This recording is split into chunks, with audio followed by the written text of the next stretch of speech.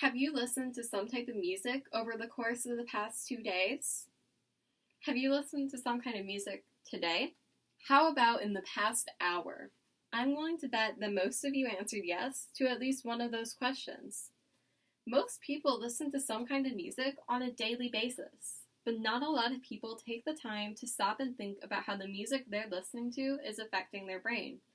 The fact is that listening to music affects your brain in many different ways, and the ways in which it affects your brain can have further effects on you as a person, including your physical health and emotions.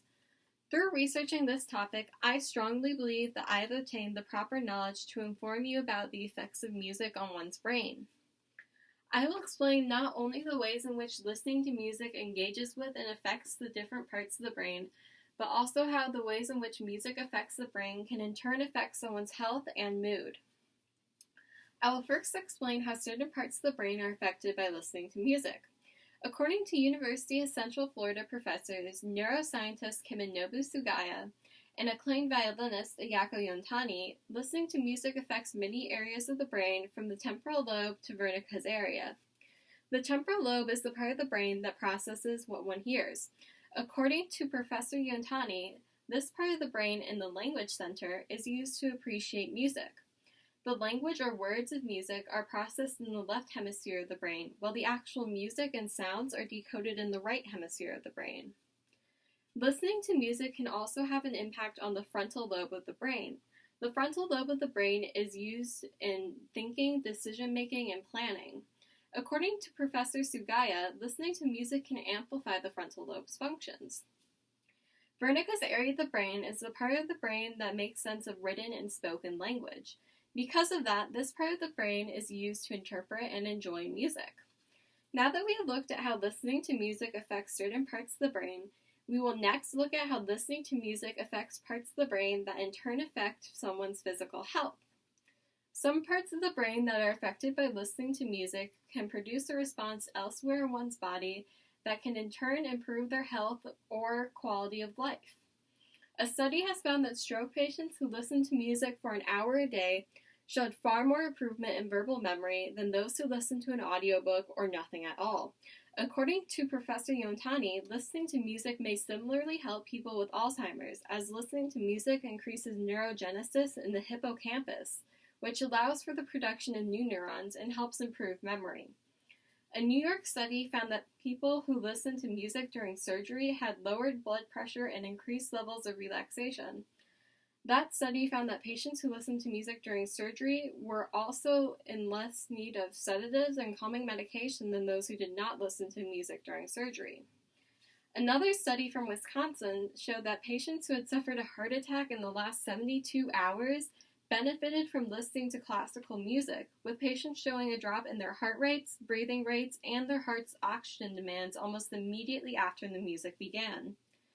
Now that we have discussed how listening to music impacts specific parts of the brain that can in turn affect the rest of the body and influence a person's health, we will next look at how listening to music can affect parts of the brain that will in turn influence a person's emotions. Certain parts of the brain that are affected by listening to music produce a response elsewhere in one's body that will in turn influence their emotions. Listening to music can help ease depression, increase feelings of pleasure, and improve mental health. An authoritative review of research showed that in 4 different trials, listening to music helped ease symptoms of depression. Listening to music also increases dopamine in different parts of the brain, making listeners feel good. The graphic I am showing you helps to further explain what dopamine is.